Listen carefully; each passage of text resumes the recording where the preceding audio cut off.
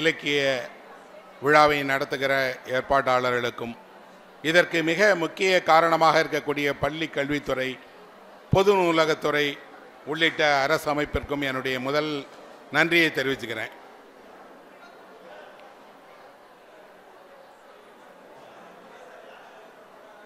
ஒவ்வொரு ஆண்டும் தமிழக அரசு இதுபோல புத்தக கண்காட்சிகள், இலக்கிய திருவிழாக்கள், இன்னும் சொல்லப்போனால் கல்லூரி மாணவர்களுக்கான சிறப்பு முகாம்கள் என்று இலக்கியத்தையும் எழுத்தையும் புத்தகங்களையும் கொண்டாடுவதற்காக தொடர்ந்து சிறப்பாக செயல்பட்டு வருகிறார்கள். வேறு எந்த மாநிலத்திலையும் நாம் காண முடியாத முன்னோடியான ஒரு கலை இலக்கிய செயல்பாடாக நான் இதை கருதுகிறேன். அந்த செயல்பாட்டுக்கு காரணமாக இருக்கக்கூடிய அரசை நான் மனம் நிறைந்து பாராட்டுகிறேன்.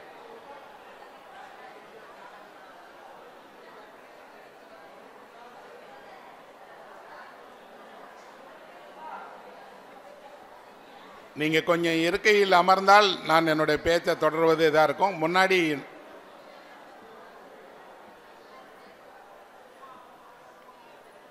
நன்றி. இன்றைக்கு நான் உங்களுக்கு கல்வியாளர் நேத்து சுந்தரவடிவேலு அவர்களை பற்றி பேச இருக்கிறேன். நேத்து சுந்தரவடிவேலு என்பவர் யார்? ஒரு அரசியல் தலைவரா அல்லது ஒரு மிக முக்கியமான பொது வாழ்க்கையில் ஈடுபட்ட ஒரு பங்காளரா? அவர் ஒரு அரசு அதிகாரி, அதிலும் கூட கல்வித்துறையினுடைய இயக்குநராக இருந்தவர். காமராஜருடைய ஆட்சியின் போது கல்வித்துறைக்கு பொது கல்வித்துறையினுடைய இயக்குநராக இருந்தவர், பொது நூலகத்துறையினுடைய இயக்குநராக இருந்தவர். ஆனால் அப்படி ஒரு அரசு அதிகாரியாக, உயர் அதிகாரியாக இருந்தவரை இவ்வளவு ஒரு பெரிய சமூகம் அங்கீகரித்து பண்பாட்டினுடைய கல்வியினுடைய ஒரு பிதாமகராக கொண்டாடுகிறார்கள் என்றால் நேத்து சுந்தரவடிவேலு என்ன செய்தார்? அவர் பள்ளி கல்வித்துறைக்கும் இயக்குநராக இருந்திருக்கிறார், பொது நூலகத்துறைக்கும் இயக்குநராக இருந்திருக்கிறார். இரண்டிலும் அவர் உருவாக்கிய திட்டங்கள் இன்று விஸ்வரூபம் எடுத்து வளர்ந்து நிற்பதை நாம் பார்க்க முடிகிறது. தமிழ்நாடு முழுவதும் கிளை நூலகங்கள் இருப்பதற்கு அவர் ஒரு முக்கிய காரணம். தமிழ்நாடு முழுவதும் ஆரம்ப பள்ளிகள், தொடக்க பள்ளிகள் இருப்பதற்கு அவர் ஒரு முக்கிய காரணம். அவரை இந்த ஊரில் ஏன் பேச விரும்புகிறேன்? அவரை பற்றி நான் நிறைய பேசியிருக்கிறேன். ஏன் பேச விரும்புகிறேன் என்றால், காஞ்சிபுரத்துக்கு பக்கத்தில் இருக்கக்கூடிய நெய்யாடு பாக்கம் என்ற கிராமத்தைச் சேர்ந்தவர் அவர். நெய்யாடு பாக்கம் துரைசாமி அவருடைய மகன்தான் இவர். இந்த காஞ்சிபுரத்தில் தான் அவர் தன்னுடைய ஆரம்ப பள்ளியை கற்றிருக்கிறார். சென்னை பல்கலைக்கழகத்தில் பொருளாதாரத்தில் ஹானர்ஸ் வாங்கியிருக்கிறார். கல்வியின் வழியாக ஒருவர் உயர்ந்து அடுத்தடுத்து படித்து கல்வியின் வழியாகவே அரசு வேலைக்கு வந்து தன்னுடைய படிப்பின் வழியாக எவ்வளவு பெரிய சாதனைகளை ஏற்படுத்த முடியுங்கிறதுக்கு அவர் ஒரு உதாரணம். இந்த நெய்யாடு பாக்கம்ங்கிற கிராமத்துக்கு நான் போயிருக்கிறேன். அங்கே இருக்கக்கூடிய அவருடைய வீட்டை பார்த்திருக்கிறேன், அவர் படித்த பள்ளியை பார்த்திருக்கிறேன். சின்னஞ்சிறிய ஒரு ஊர். 1920ஆம் ஆண்டு இந்த காஞ்சிபுரம் எப்படி இருக்கிறது என்று நேத்து சுந்தரவடிவேலு எழுதியிருக்கிறார். நாம் கற்பனை பண்ணி கூட அதை பார்க்க முடியாது. 1920இல் காஞ்சிபுரத்தில் பேருந்து நிலையம் கிடையாது, திரைப்பட அரங்கம் கிடையாது. இந்த நகரத்திலே 3 கார்கள் தான் ஓடின. 3 பேர்கிட்ட தான் கார் இருந்தது. அதில் 2 பேர் டாக்டர்ஸ், ஒரே ஒருவர் பள்ளியை நடத்திய முதல்வர், அவர்கிட்ட பொறுப்பாளர், அவரிடம் ஒரு கார் இருந்தது. 3 கார் தான் இந்த ஊரில் மொத்தமே இருந்தது. ஒரு காரினுடைய விலை அவருடைய காலத்தில் 3000 ரூபாய். அன்றைக்கு ஒரு பவுன் ஒரு தங்க நகை, ஒரு பவுன் எவ்வளவு அப்படின்னா 30 ரூபாய். ஆனால் 3000 ரூபாய் கொடுத்து கார் வாங்குகிற 3 பேர் காஞ்சிபுரத்தில் இருந்தாங்க. அந்த 3 பேரில் 2 பேர் மருத்துவர்கள், நோயாளிகளை பார்த்து வருவதற்காக கார் வச்சிருந்தாங்க. அன்றைக்கு பெட்ரோல் விலை எவ்வளவு தெரியுமா? ஒரு காலம் 4.6 லிட்டர் 87 காசு. 1 ரூபாய்க்கு 5 லிட்டர் பெட்ரோல். 5 லிட்டர் பெட்ரோல் போட்டோன்னா இந்த ஊரில் சினிமா தியேட்டர் கிடையாது, பேருந்து நிலையம் கிடையாது, எந்த பேருந்தும் வசதியும் கிடையாது. இங்கே குதிரை வண்டிகள் ஓடி இருக்கு, மாட்டு வண்டிகள் ஓடி இருக்கு. ஒரு இடத்துலேருந்து இன்னொரு இடத்துக்கு போகிறதுக்கு நாட்கணக்கில் ஆகும். இங்கிருந்து வேலூருக்கு பயணம் செய்யணும்னு நினச்சா கூட நாள் கணக்கில் பயணம் செய்யணும். நடந்து சென்றார்கள், மாட்டு வண்டியில் சென்றார்கள், குதிரை வண்டியில் சென்றார்கள். சின்ன ஊர், ஆனால் இங்கே கல்வி படிப்பதற்கான வசதி இருந்தது.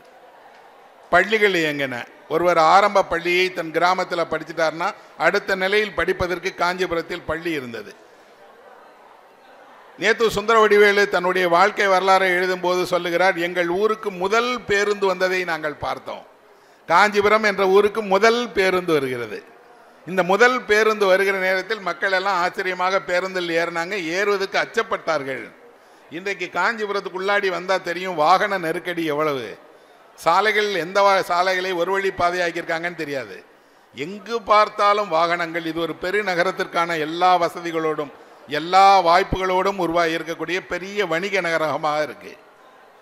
ஆனால் அவர் பார்த்த காஞ்சி என்பது ஒரு சின்ன ஊர். இங்கே பள்ளிக்கூடங்கள், 2 நாடக கொட்டைகள்.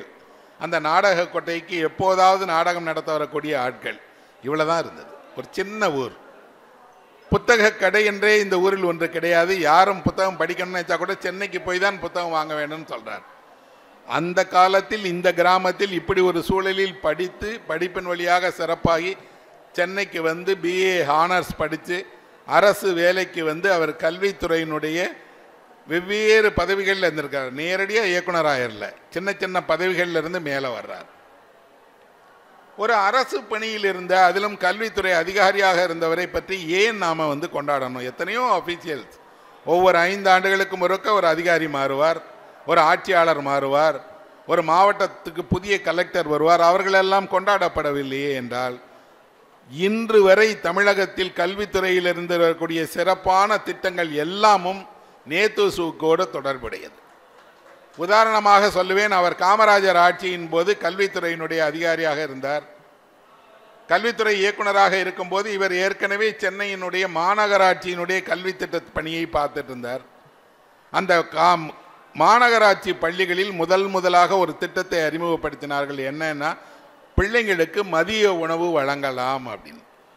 அது மாநகராட்சி பள்ளியில் தான் முதலில் பரிசோதனை முறையில் நடைபெறப்பட்டது. காமராஜரிடம் சொன்னார், பிள்ளைங்க பள்ளிக்கூடத்துக்கு வர்றது ரொம்ப குறைஞ்சு போயிடுச்சு, அந்த பிள்ளைகளுடைய வரவை எண்ணிக்கையை அதிகப்படுத்த வேண்டும் என்றால் பிள்ளைகளுக்கெல்லாம் மதிய உணவு கொடுக்கலாமே என்று. தமிழ்நாட்டில் பெரும்பான்மையான கிராமப்புற மாணவர்கள் அரசு பள்ளியில் படித்தவர்களுக்கு தெரியும் மதிய உணவு திட்டம் என்பது எவ்வளவு பேரை படிக்க வைத்தது, எவ்வளவு பிள்ளைகளுக்கு அவர்களை வயிறார சாப்பிட வைத்து இந்த கல்வி அளித்ததுன்னு தெரியும். அந்த காமராஜர் கொண்டு வந்த மதிய உணவு திட்டத்தை முன்மொழிந்து அதற்கு காரணமாக இருந்தவர் நேத்து சுந்தரவடிவேல் தான்.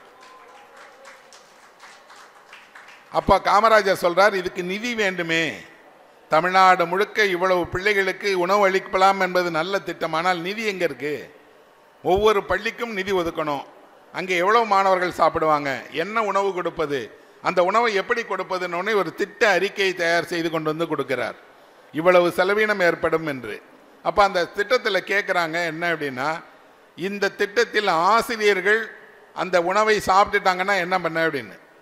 காமராஜர் சொல்றார், ஆசிரியர்களுக்கும் சேர்த்தே உணவு கொடுங்கள், மாணவர்களுக்கு கொடுக்கிற உணவோடு ஆசிரியர்களுக்கும் சேர்த்து கொடுங்க, கூடுதலாக என்ன ஆயிரப்போது சேர்த்துக்கோங்கிறார். மதிய உணவு திட்டத்தை அறிமுகப்படுத்தும் போது அது அரசினுடைய திட்டமாக தொடங்கப்படவில்லை. தன்னார்வலர்கள், நிதி உள்ளவர்கள், புரவலர்களுடைய ஆதரவோடு வெவ்வேறு பள்ளிகளில் இதை அறிமுகப்படுத்தி பார்த்தார்கள். வேற ஊர்களில் யார் முன் வந்து மதிய உணவு அளிக்க விரும்புகிறார்களோ அவர்களே உணவு அளிக்கலாம் என்ற திட்டம் வந்தது. எட்டயபுரத்தில் தொடங்கி தமிழ்நாடு முழுவதும் இருக்கக்கூடிய பல்வேறு ஊர்களில் முதலாக மதிய உணவிற்காக நிதி கொடுத்தார்கள். அந்த திட்டத்தை தொடங்கி வைப்பதற்காக நேத்துசு தமிழ்நாடு முழுக்க பயணம் செய்தார். அப்படி அருப்புக்கோட்டை மாவட்டத்தில் இருக்கக்கூடிய ஒரு சின்ன கிராமத்தில் நிதி அளிக்கிறார்கள். நிதி அளித்து எங்கள் ஊருக்கு மதிய உணவு திட்டத்தை கொண்டு வாருங்கள் என்று சொன்னபோது முதலமைச்சர் சொல்லுகிறார், நான் வந்து தொடங்கி வைக்கிறேன் அப்படின்னு சொல்றார். ஆனால் மக்கள் கேட்கிறார்கள், நீங்கள் வந்து தொடங்கி வைப்பது எங்களுக்கு வேண்டாம், நேத்து சுந்தரவடிவேலு அவர்கள் வந்து தொடங்கி வைக்கட்டும், அவரை அனுப்பி வையுங்கள்னு சொல்றாங்க. ஒரு முதலமைச்சர் வேண்டாம், ஆனால் கல்வித்துறையினுடைய இயக்குனர் வேணும்னு மக்கள் கோரிக்கை வைக்கிறாங்க. முதலமைச்சர் தன்னுடைய அலுவலகத்திலிருந்து மறுநாள் சென்னைக்கு வந்து நேத்துசு வீட்டுக்கு ஃபோன் பண்ணுறார், என்னை வந்து நீங்கள் அவசரமாக சந்திக்க வேண்டுமே என்று. காலையில் வர்றேன் அப்படிங்கிறாரு. வர்றார். வந்தால் முதலமைச்சர் சொல்கிறார், இப்படி ஒரு ஊரில் இந்த திட்டத்தை தொடங்கணும்னு நினைக்கிறாங்க அப்படின்னு. தொடங்கிடலாம், நீங்கள் வந்து தொடங்கணும்னு சொல்கிறாங்க அப்படின்னு. இல்லைங்க ஐயா, முதல்வர் தொடங்கினா தானங்க சிறப்பு அப்படின்னு. நான் சொல்கிறேன், நீங்கள் போய் அந்த ஊரில் தொடங்கி வைங்க, ஏன்னா அந்த ஊர் மக்கள் உங்கள் மீது அபிமானம் வைத்திருக்கிறார்கள் என்று. அப்படி தமிழ்நாடு முழுவதும் ஒரு கல்வித்துறை இயக்குனர் வந்து தொடங்கி அந்த திட்டத்தை வைக்க வேண்டும் என்று மக்கள் மனதில் இடம் பிடித்திருக்கிறார் என்றால் அதற்கு ஒரே காரணம் அவரது நேர்மை, அவருடைய வாய்மை. இன்னும் சொல்லப்போனால் அவர் ஒருபோதும் யாருக்கும் எந்த சிபாரசும் செய்யாத மிகச்சிறந்த ஒழுக்க சீலர், கல்வியாளர் அப்படிங்கிற பேர் வாங்கினவர். அவர் இருக்கிற போதே, அவர் காமராஜரனுடைய இப்படி கல்வித்துறை இயக்குனராக இருக்கும் போதே சென்னை வண்ணாரப்பேட்டையில் இருக்கக்கூடிய கல்லூரியில் அவருடைய படம் திறந்தார்கள். யாருடைய படம்? நேத்து சுந்தரவடிவேலனுடைய ஆள் உயர படம் திறக்கிறதா இருந்தாங்க. முதலமைச்சரை அழைத்து நீங்கள் வந்து திறக்கணும் அப்படின்னாங்க. முதலமைச்சரும் சொன்னார், கல்விக்கு இப்படி ஓடி ஓடி ஓடி வேலை செய்யக்கூடிய நேத்துடைய படத்தை நான் வந்து திறக்கிறேன் அப்படின்னு. நேத்து சுந்தரவடிவேலு அவர்கள் சொன்னார், அப்படி அந்த படத்தை நீங்கள் திறக்கக்கூடாது, ஏனென்றால் நீங்கள் ஒரு முதல்வர், நான் உங்களிடம் வேலை செய்யக்கூடிய ஒரு அரசு அதிகாரி படத்தை முதலமைச்சர் திறந்து வைப்பது என்பது புரோட்டோகால் கிடையாது, ஆகவே அந்த சம்பிரதாயத்தை மீறி தொடங்காதீர்கள்னு சொன்னார். ஆனால் முதல்வர் சொன்னார், இல்ல நல்லது தானையா செய்கிறாங்க, இல்லை எனக்கு விருப்பம் இல்லை, என் படம் ஒரு கல்லூரியில் சித்திரமாக வரையப்பட்டு அதனுடைய ஹாலில் வைக்கப்படுறது வேண்டாம் அப்படிங்கிறார். ஆனால் முதலமைச்சர் அந்த விழாவில் கலந்து கொண்டார், படத்தை திறந்து வைத்தார். நேதுசுவை அழைத்து சொன்னார், புரோட்டோகாலே இருந்தாலும் பரவாயில்லன்னு ஏன் திறந்து வச்சேன் தெரியுமா? ஒரு கிராமத்தில் இருந்து பிறந்து கல்வியால் இவ்வளவு பெரிய இடத்தை அடைய முடியும் என்றால் அதற்கு நீதாப்பா உதாரணம். உன்னை பார்த்து மாணவர்கள் நாம் கல்வி கற்றால் நேத்துசு போல வரணும்னு நினைக்கட்டும்ல, அதுக்காக எந்த புரோட்டோகாலையும் மீறலாங்கிறார். எப்பேற்பட்ட முதல்வர்கள் தமிழகத்துக்கு இருந்திருக்கிறார்கள் பாருங்க. முதல்வர் தன்னோடு வேலை செய்யக்கூடிய ஒரு அதிகாரியினுடைய படத்தை திறந்து வைப்பதும், அதிகாரி அதை வேண்டாம் என்று தடுக்கிறதும், அதை தாண்டி மக்கள் இருக்கும் போதே அவருக்கு அந்த கௌரவத்தை கொடுக்கணும். அரசு அதிகாரியாக இருக்கும் போதே பத்மஸ்ரீ பட்டம் அவருக்கு கொடுத்தார்கள். எல்லாம் தாண்டி அவர் எப்படி தமிழ்நாடு முழுவதும் போய் கிராமம் கிராமமாக தொடக்க பள்ளியை உருவாக்கினார் என்ற வரலாறை தமிழ்நாட்டில் இருக்கக்கூடிய அத்தனை ஆசிரியர்களும் அவசியம் படிக்கணும். ஏன்னா பொது கல்வி என்பது தமிழ்நாட்டுக்கு எப்படி அறிமுகமானது என்பதனுடைய நேரடி சாட்சியம் நேத்துசு அவர்கள் எழுதியது. அவர் சொல்லுகிறார், ஒரு மாட்டு வண்டியை பிடிச்சி மாட்டு வண்டியில் கொஞ்சம் டேபிள் சேர் போட்டுட்டு ஒவ்வொரு ஊராக போயிடுவோம்.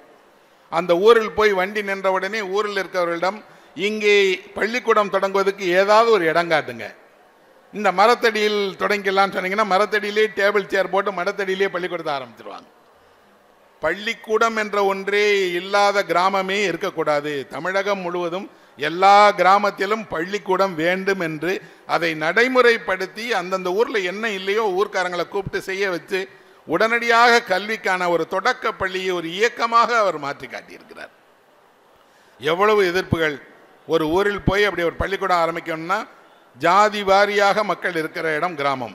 எங்கள் பகுதியில் ஆரம்பித்தால் அவர்கள் வரமாட்டார்கள், அவர்கள் பகுதியில் ஆரம்பித்தால் இவர்கள் வரமாட்டாங்க. மதிய உணவு திட்டம் கொடுக்கும் போது அவருக்கு ஒரு எதிர்ப்பு வந்தது. என்ன அப்படின்னா, நீங்கள் உணவளிக்கக்கூடிய இடத்தில் உயர் ஜாதியினர் வந்து சாப்பிட மாட்டாங்க. உணவு அளிக்கக்கூடிய அந்த சமையல் பணியை யார் செய்வார்களோ அவர்கள் எந்த ஜாதியை சேர்ந்தவர் என்று எங்களுக்கு தெரியணும். அவர் சொன்னார், பள்ளிக்கூடம் என்பது ஜாதிகளுக்கு அப்பாற்பட்டது. அங்கு வரக்கூடிய மாணவர்கள் எல்லோரும் மாணவர்கள். அவர்கள் மனதில் நீங்கள் உணவை வைத்து இப்படியெல்லாம் ஜாதி பற்றை உருவாக்காதீர்கள், வேறுபாட்டை காட்டாதீர்கள். அந்த உணவின் வழியாக அவர்கள் எல்லாரும் ஒன்று சேரட்டும், முன்னுதாரணமாக நடந்து கொள்ளுங்கன்னு ஒரு கேள்வி கேட்டார்கள்.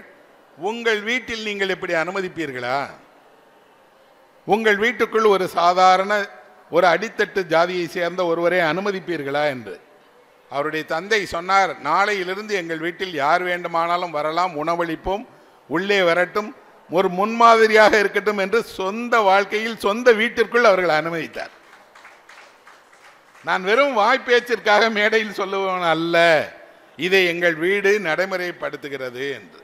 அப்படி அவர் நடைமுறைப்படுத்தும் போது தமிழ்நாடு முழுவதும் நிதி ஆதாரம் இல்லை. சட்டமன்றத்தில் இப்படி ஒரு மதிய உணவு திட்டத்தை கொண்டு வர வேண்டும் என்று கேட்டால் உடனே அவர்கள் அதுக்கு தடை சொல்றாங்க, இதுக்கு நிதி இல்லை என்று. முதல்வர் சொல்லுகிறார், என்ன செய்தாலும் மக்கள் கல்விக்கான அந்த நிதியை நீங்கள் கொடுங்க, அவர்களுக்கு உணவளிப்பதன் வழியாக கல்விக்கு அவர்கள் வருவார்கள் என்றால் உணவளிப்பதற்கு நாம் முன்னுரிமை கொடுக்கணும். காமராஜர் அந்த ஒரு விஷயத்தில் ரொம்ப கராராக இருந்தார். இன்று தமிழ்நாடு முழுவதும் மதிய உணவு திட்டம் வந்தது. அதை தாண்டி நமது முதல்வர் காலை உணவு திட்டமே கொண்டு வந்துட்டார். மதிய உணவு திட்டம் இல்லை, பசித்த வயிறோடு காலை வர பிள்ளைங்க எப்படி வருவாங்க அப்படின்னு அடுத்த நிலைக்கே தமிழ்நாடு வந்துடுச்சு. இப்படி இந்தியாவினுடைய வேறு மாநிலங்களில் எங்காவது காலை உணவு அளிக்கப்படுகிறதா, மதிய உணவு அளிக்கப்படுகிறதா, சத்துணவு அளிக்கப்படுகிறதா என்றால் இல்லை நண்பர்களே. வெவ்வேறு மாநிலங்களில் இப்படி சிறப்பாக தனியார் பள்ளிகளில் செய்கிறாங்க, அரசு பள்ளிகளில் குறைவாக செய்கிறார்கள். கல்வியை பொறுத்த மட்டில் நான் இந்தியாவினுடைய எல்லா மாநிலங்களுக்கு சென்று வந்தவன் என்ற முறையில் தமிழகத்தினுடைய கல்வி மிக உயரிய நிலையில் இருக்கிறது. அதிலும் குறிப்பாக அரசு பள்ளிகள், அரசு நிறுவனங்கள் ஒரு முன்மாதிரியான கல்வியை நமக்கு கொடுக்குறாங்க. நான் ஒரு அரசு பள்ளியில் பயின்ற மாணவன் என்ற முறையில் எல்லா மேடைகளிலும் பெருமையோடு சொல்லிக் கொள்வேன், அரசு பள்ளி தான் சிறந்தது. ஏன் அப்படின்னா அங்கே இருக்கக்கூடிய ஆசிரியர்களும் சரி, அந்த பள்ளிக்கு போதுமான வசதிகள் இல்லை, போதுமான கட்டிடங்கள் இல்லை, போதுமான நிதி ஆதாரங்கள் இல்லை. ஆனால் மிகச்சிறந்த ஆசிரியர்கள் இருக்கிறாங்க, மிகச்சிறந்த வழிகாட்டிகள் அங்கே இருக்கிறார்கள். அவர்கள் மிகுந்த அக்கறையோடு கற்றுத்தரார்கள். அப்படி ஒரு கல்வியாளர் தான் நேத்து சுந்தரவடிவேலு. அவர் சென்ற ஒவ்வொரு பணியின் போதும் அவருக்கு ஏற்பட்ட இடர்கள் அதிகம். அந்த இடர்களை அவர் சந்தித்த விதமும் சரி, அதற்காக அவர் மேற்கொண்ட முயற்சிகளும் சரி, தமிழக வரலாற்றில் கல்வித்துறையில் இப்படியெல்லாம் பார்த்தே இருக்காது. ஆசிரியர்களுக்கு ஓய்வூதியம் கொடுக்க வேண்டும் என்ற ஒரு திட்டத்தை அவர் சொல்றார். அதுவரை ஆசிரியர்களுக்கு ஓய்வூதியம் கிடையாது. ஆசிரியர் பணியின் போது அரசு சம்பளம் வழங்கப்படுமே தவிர ஓய்வூதிய திட்டம் கிடையாது. ஆனால் இவர்தான் முதலில் ஆசிரியர்கள் பணி ஓய்வு பெற்றால் அவர்களுக்கு வாழ்நாள் எல்லாம் ஓய்வூதியம் கொடுக்க வேண்டும் என்று ஒரு திட்டத்தை தொடங்கி முதல்வரிடம் கொடுத்து நிதியமைச்சருக்கு அனுப்பி அதை பில் பாஸ் பண்ணும் போது ஒருவர் எழுந்து கேட்கிறார், அவர் அரசு அதிகாரி, நீங்கள் ஆசிரியர்களுக்கு மட்டும் கொடுத்தால் மற்ற துறையில் இருப்பவர்கள் எல்லாம் இதை எதிர்க்க மாட்டார்களா? அவர்களுக்கெல்லாம் ஓய்வூதியம் கொடுக்கக்கூடாதா? வேறு வேறு துறைகள் எல்லாம் இருக்கிறதே, அந்த துறைகள் எல்லாம் விட்டுட்டு ஆசிரியர்களுக்கு ஏன் மட்டும் கொடுக்கணும்? இதை முதல்வர் கலந்து கொண்ட ஒரு கூட்டத்தில் சொல்றாங்க. முதல்வர் கேட்கிறார், எல்லா துறைக்கும், எல்லா துறையில் வேலை செய்பவர்களுக்கும் ஓய்வூதியம் நாங்கள் கொடுக்க தயார், முதல் புள்ளியாக ஆசிரியர்களுக்கு கொடுக்கிறோமே, அதை ஏன் தடுக்கிறீர்கள் என்று. ஆசிரியர்கள் இன்று ஓய்வூதியம் வாங்குகிறார்கள் என்றால் அவர்கள் மனதில் எப்போதும் நேத்துசுக்கு ஒரு இடம் இருக்கணும். ஏன்னா அவர் தான் இதை வாங்கி கொடுத்தார். அந்த காலத்தில் படிக்க விரும்பியே படிக்க முடியாமல் போன நிறைய பேருக்கு குறிப்பிட்ட வயதை கடந்து விட்டால் பள்ளி கல்லூரிகளில் படிக்க இடம் இருக்காது, அனுமதிக்க மாட்டார்கள். ஆனால் படிக்க வேண்டும் என்ற ஆசை இருக்கும். நேத்துசு அதுக்கு ஒரு திட்டம் கொண்டு வந்தார், முதியோர் கல்வி இரவு பள்ளி என்று. இதே ஊரில் இறை என்பவர்கள் கலெக்டராக இருந்தபோது இரவு பள்ளிகளை மிக சிறப்பாக நடத்தி ஒரு முன்மாதிரியாக அதை செய்தார். அந்த இரவு பள்ளி, முதியோர் பள்ளி என்ற பள்ளி திட்டத்தையே தமிழகத்திற்கு அறிமுகம் செய்தது நேத்துசு தான். அவர்தான் முதல்ல இந்த இரவு பள்ளிக்கூடத்தை அழைத்து செய்தார். வருபவர்கள்லாம் யார்? கிராமத்தில் இருக்கக்கூடிய விவசாயிகள், தொழிலாளர்கள், உழைப்பாளர்கள் இரவு நேரம் வந்து பள்ளியில் படித்தாங்க. அப்போ அவர்களுக்கு ஒரு கேள்வி எழுந்தது, இவர்கள் வழக்கமாக படிக்கக்கூடிய 1ஆம் வகுப்பு பாடத்தை படிப்பார்களா? ஆனாவண்ணா வரிசையில் தான் இவர்களுக்கும் கற்றுக் கொடுக்கணுமான ஒன்று இவர் ஒரு புதிய திட்டத்தை அறிமுகப்படுத்தினார். எழுத்துக்களை மட்டும் அறிமுகப்படுத்துங்க, சொற்கள் எல்லாம் அவர்கள் வேலை செய்கிற சொற்களிலிருந்தே நாம் கற்றுக் கொடுப்போம். விவசாயிகளுக்கு என்ன சொற்கள் தெரிகிறதோ அந்த சொற்களை கொண்டே ஒரு இரவு பள்ளியை அவர் நடத்தினார். அவர் டெல்லிக்கு சென்றிருந்தார். டெல்லியில் வந்து கல்வித்துறை சார்ந்த கூட்டத்துக்கு போகும்போது காரில் போகிறார், ஒரு டாக்ஸியில். அந்த காரை ஓட்டியிருந்த டாக்ஸி டிரைவர் இவர்கிட்ட சொல்கிறாரு, தமிழ்நாட்டுக்கு என்னென்னமோ கல்விக்கு செய்தீர்கள், ஆனால் நீங்கள் ஒரு விஷயத்தை விட்டுட்டீங்களே, என்ன செய்யணும்னு கேட்குறார். மாலை நேர கல்லூரி என்ற ஒன்றை தொடங்கி என்னை போன்றவர்களெல்லாம் மாலை நேரம் கல்லூரியில் படிப்பதற்கு வசதி செய்யக்கூடாதா அப்படின்னு. அப்படி திட்டம் இருக்கா அப்படின்னு கேட்குறாரு. இருக்கிறது, டெல்லியில் நாங்கள் கார் ஓட்டி கொண்டு மாலையில் போய் கல்லூரியில் படிக்கலாம், ஈவினிங் காலேஜில் சேர்ந்து டிகிரி படிக்கலாம், 2 டிகிரி நான் அப்படி படிச்சிருக்கேன்னு சொல்கிறார் கார் ஓட்டுறவர். உடனடியாக நேத்துசு தமிழகத்திற்கு வந்து தமிழகத்தில் மாலை நேர கல்லூரி என்ற ஒரு கல்லூரியை தொடங்கி யார் வேண்டுமானாலும் வேலை செய்து கொண்டே கல்வி பயிலலாம்னு சொல்றார். அப்படின்னா கல்லூரிகள் படிப்பை வந்து எந்த நிலையில் வேண்டுமானாலும் நீங்கள் தொடரலாம்ங்கிறதுக்கு இவருடைய அனுபவங்கள் எல்லாம் ஒரு முன்மாதிரியானது இல்லையா? இவ்வளவு பேசுகிற, இவ்வளவு கல்வித்துறைக்கு புதிய மாற்றங்களை உருவாக்குகிற அவர் எல்லா நிலையிலும் சொன்னார், எனக்கு ஏதேனும் சிறப்பு இருக்கிறது என்றால் நான் பெரியாருடைய தொண்டன் அப்படின்னு சொன்னார். பெரியாரை தன்னுடைய ஆதர்சமாக, பெரியாரை தன்னுடைய நாயகராக, பெரியாருடைய சிந்தனைகளை, பேச்சை செயல்படுத்துகிறதை நடைமுறைப்படுத்துகிறவராகத்தான் தன்னை வச்சுக்கிட்டே இருந்தார். அவருக்கு ஒரு ஆசை இருந்தது, அவர் பெரியாருடைய வாழ்க்கை வரலாறை ஒரு விரிவான நூலாக எழுதணும்னு. 700-800 பக்க அளவுக்கு ஒரு பெரிய நூலாக பெரியாருடைய வாழ்க்கை வரலாறை எழுதி ஆய்வு செய்து புகைப்படங்கள் உள்ளிட்ட எல்லாவற்றையும் தமிழக அரசிடம் ஒப்படைத்தார். ஆனால் இன்று வரை அந்த நூல் வெளியாகவும் இல்லை, எங்கே போனதுன்னு தெரியல, அதை கண்டுபிடிக்கவே முடியல. ஆனால் அது நிச்சயமாக நேத்துசு போன்ற ஒருவரால் பெரியாரை வாழ்க்கை வரலாறு எழுதப்பட்டிருந்தால் எவ்வளவு விரிவாக ஆய்வுபூர்வமாக எழுதப்பட்டிருக்கும், கண்டுபிடிக்க முடியல யாராலையும். ஆனால் அவர் தன்னை பெரியாருடைய தொண்டனாக சொல்லிக் கொண்டதோடு எல்லா நிலைகளிலும் இருந்தார். அவர் எவ்வளவு தமிழ் மீது பற்று கொண்டிருந்தால் என்றால், நேத்துசு மகனுடைய பெயர் திருவள்ளுவன். திருவள்ளுவன் என்று தன்னுடைய மகனுக்கு பெயர் வைத்திருந்தார். அவர் அந்த காலத்தில் அப்போ சென்னை ராஜஸ்தானின்னு சொல்லி ஒரு பெரிய மாநிலமாக இருந்தது. எல்லா பகுதிகளிலும் போய் வேலை செய்திருக்கிறார். தெலுங்கு மொழி அவருக்கு தெரியும், தமிழ் மொழி தெரியும், நன்றாக ஆங்கிலம் பேசக்கூடியவர். ஆனால் இந்த கல்வித்துறையை பற்றி அவர் யோசிக்கும் போதெல்லாம் புதிய புதிய பாடநூல்கள், புதிய புதிய கல்வி வளாகத்திற்கு கூடிய திட்டங்கள் என்று அவர் முன்னெடுத்த ஒவ்வொரு திட்டமாக நாம் இன்னைக்கு பார்த்தீங்கன்னா எல்லாமும் தமிழகத்தில் அடுத்தடுத்த நிலைகளுக்கு வளர்ந்து நிற்கிது. அவர் பள்ளி கல்வித்துறையில் இருந்தது போலவே பொது நூலகத்துறைக்கு இயக்குனரானார். அப்போ அவர் செய்தார், கிராமப்புறங்கள் முழுவதும் நூலகம் வேணும், நமக்கு 400 கிளை நூலகங்களை உருவாக்க வேண்டும் என்று 400 கிளை நூலகங்களை அவர் உருவாக்கியிருக்கிறார். அப்படின்னா நூலகத்துறைக்கும் அவர் தான் முன்னோடி, கல்வித்துறைக்கும் அவர் தான் முன்னோடி. இதில் என்ன சிறப்பு அப்படின்னா, இவர் அண்ணா இளமையோடு இருக்கும்போது அவர் படித்த ஒரு கல்லூரி மாணவராக இருந்த நாட்களில் இருந்தே அவருடைய நண்பர். தன்னுடைய வாழ்க்கை வரலாறில் அவர் எழுதுகிறார், ஒரு நாள் மாலை அண்ணாவை பார்ப்பதற்காக அவர் வீட்டுக்கு சென்றிருந்தோம். அண்ணா மிகச்சிறந்த படிப்பாளர், மிகச்சிறந்த பேச்சாளர், மிகச்சிறந்த எழுத்தாளர்னு எங்களுக்கு தெரியும். அவரை போய் பார்க்க போகும்போது அண்ணா கேட்கிறார், உங்கள் கையில் என்ன புத்தகம் வச்சுருக்கீங்க அப்படின்னு. நேத்து சுந்தரவடிவேலு படிப்பதற்காக ஒரு ஆங்கில புத்தகம் வைத்திருக்கிறார். அந்த புத்தகம் எதை பற்றியது அப்படின்னா, அது ஒரு நாவல். அந்த நாவல் பெர்னாட் ஷா எழுதின ஒரு நாவல். அந்த நாவலை இவர் கையில் வைத்திருக்கிறார்.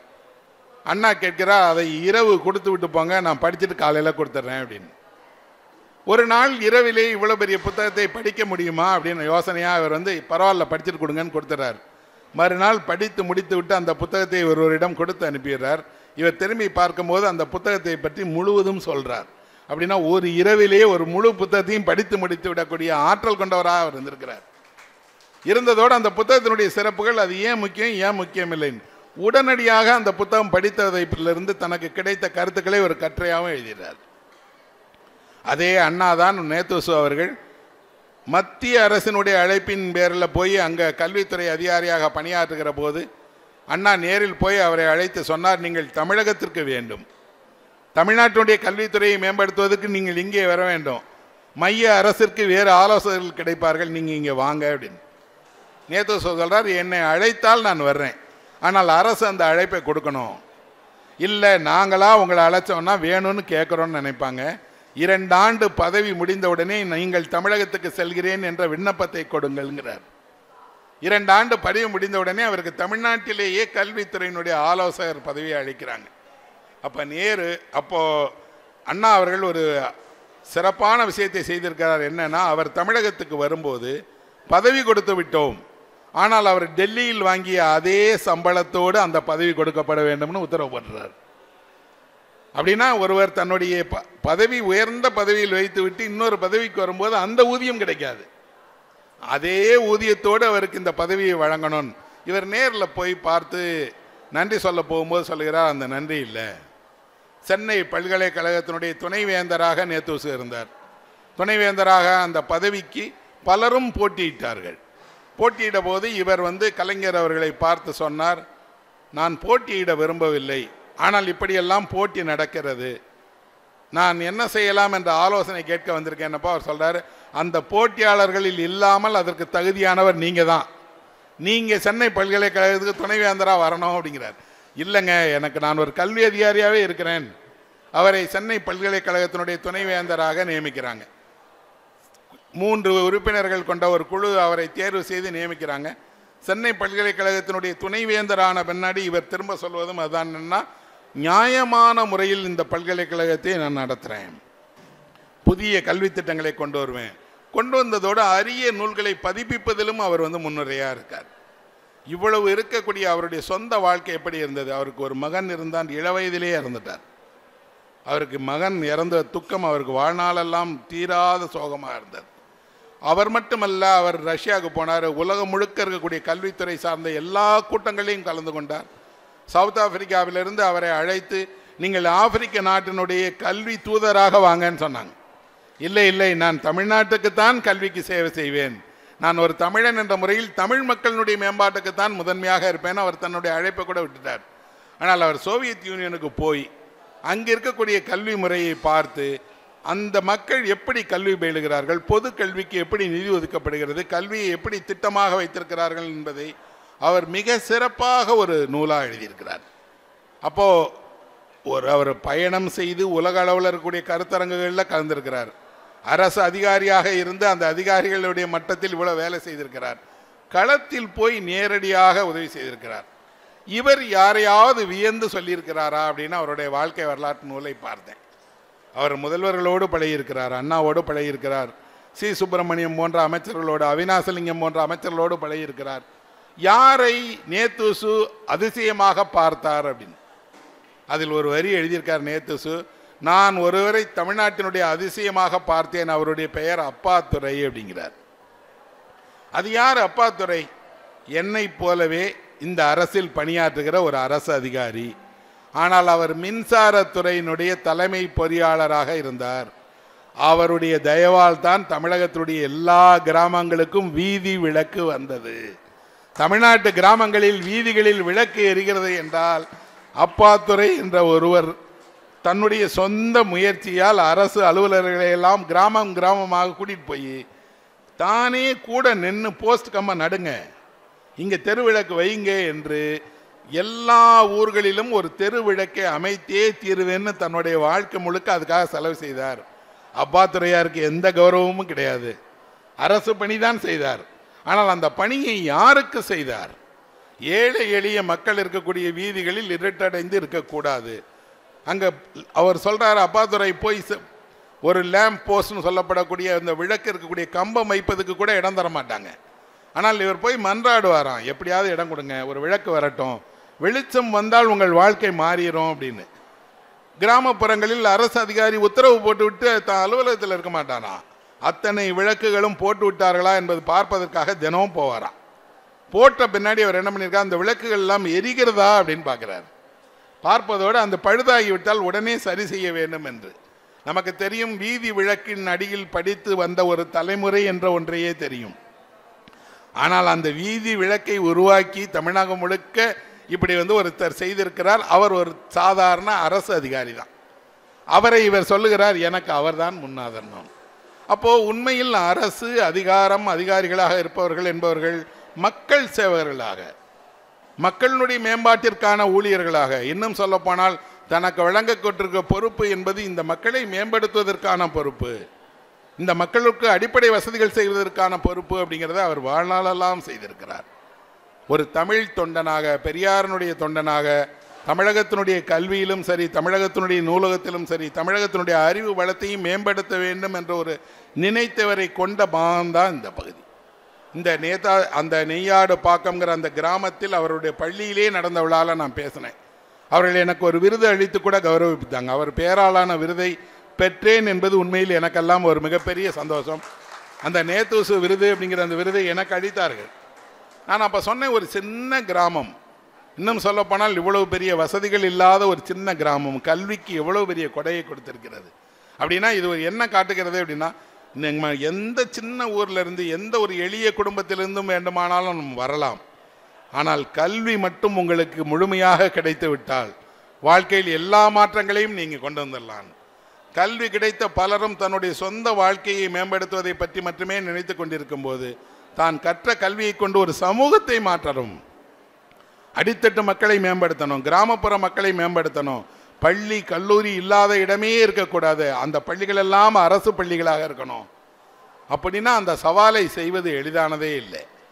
உங்கள் எல்லோருக்கும், நீங்கள் ஆசிரியராக இருந்தால், கல்வியின் மீது அக்கறை கொண்டவர்களாக இருந்தால், நான் அவருடைய நினைவலைகள்னு சொல்லக்கூடிய 3 புத்தகங்களை சொல்லுவேன். 3ம் சேர்ந்து ஒரு 1000 பக்கத்துக்கு மேலே வரக்கூடிய புத்தகம். அந்த 3 பகுதிகளை நீங்கள் படித்தால் தமிழகத்தினுடைய கல்வி வரலாற்றை, தமிழகத்தில் எப்படியெல்லாம் இந்த அறிவு இயக்கம் உருவானது என்பதை தெரிந்து கொள்ளலாம். என்னால் 3மே படிக்க முடியலன்னு சொன்னால் குறைந்தபட்சம் 3வது தொகுதியை மட்டுமாவது படிங்க. ஏன்னா அந்த 3வது தொகுதி முழுவதும் பள்ளி எப்படி உருவானது, பொது கல்வி எப்படி அறிமுகமானது, பொது நூலகத்துறை எப்படி அறிமுகமானது, இன்னொன்று இந்த கல்வித்துறைக்கு என்னெல்லாம் சவால்கள், ஆசிரியர்கள் படித்தால் அதை வகுப்பறையில் சொல்லுவார்கள், அவர்கள் சொன்னால் அங்கிருந்து இன்னொரு நேத்து உருவாவார் என்ற நம்பிக்கை இருக்கிறது. இந்த வாய்ப்புக்கு நான் நன்றி தெரிவித்து விடைபெறுகிறேன். நன்றி நண்பர்களே.